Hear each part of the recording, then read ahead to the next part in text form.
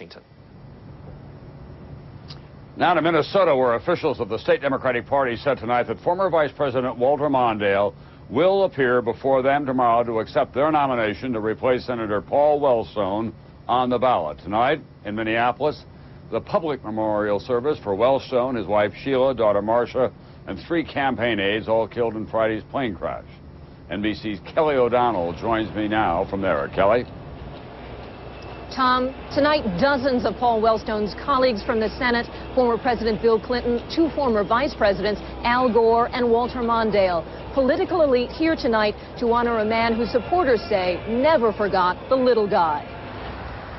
Once the symbol of an upstart campaign, tonight the trademark Wellstone green bus, a mobile shrine. I just want the world to know how many of us love Paul. Friends, constituents, mourners, here for Senator Wellstone, his wife and staffers to remember and rally.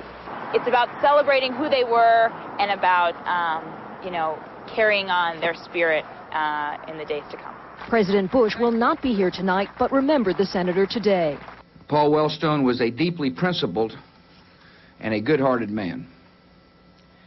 He'll be missed by all who knew him and by all who had the privilege of serving with him. Inside this arena at the University of Minnesota, organizers plan for up to 20,000, with one notable absence. Vice President Dick Cheney planned to come, but sources say the Wellstone family appreciated his offer, but asked him not to attend.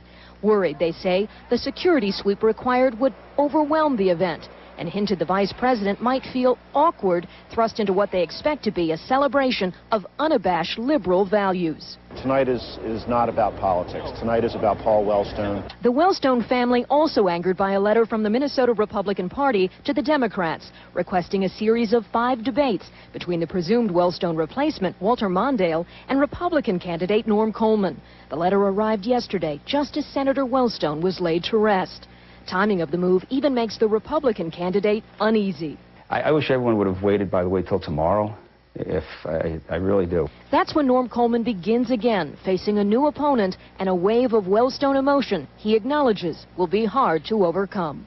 I still have an opportunity to represent the people of the state. I have worked hard for that. I will continue to work hard for it, and I'll accept the outcome. In an already extraordinary set of circumstances tonight, the Minnesota Democratic Party filing suit to require that absentee ballots with Walter Mondale's name be sent out. But the Secretary of State says there's not enough time, and officials already say absentee votes for Wellstone cannot be counted. Tom? Thanks very much, NBC's Kelly.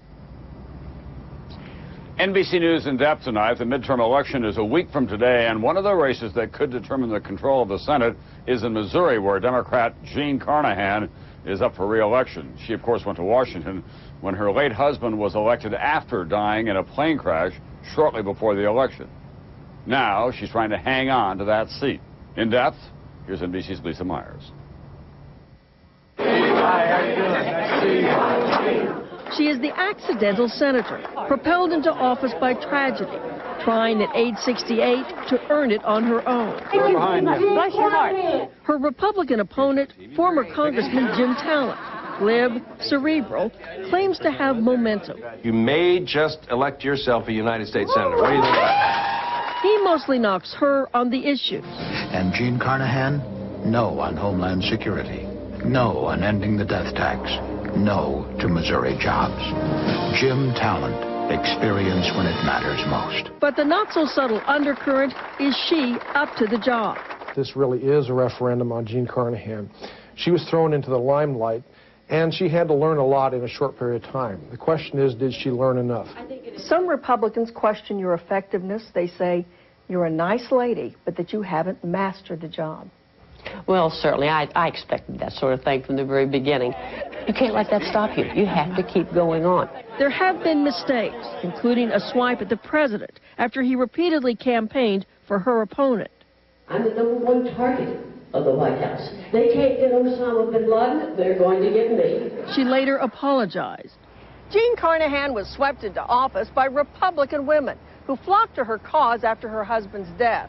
Talent has worked hard to bring those women home, which is why this race is razor close.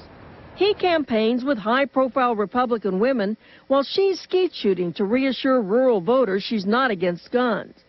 But overshadowing it all is the looming presence of the late Mel Carnahan and the tragic circumstances of her candidacy. I've said sometimes they're kind of like the elephant that's always in the room. But, you know, I think elections are more about the future than about the past. With a week to go, a campaign ad mentions Mel Carnahan for the first time. Mom's always had a great deal of respect for people in the military. My father was an Air Force officer. When do you miss your husband most? Sometimes I'll come in the evening to an empty house, and I used to always say when I come in, "I'm home, dear," and I find myself saying that. Honoring her husband's legacy while at the same time trying to create her own. Lisa Myers, NBC News, St. Louis. For a state-by-state guide to the key races across the country, you can log on to our website at msnbc.com. Coming up,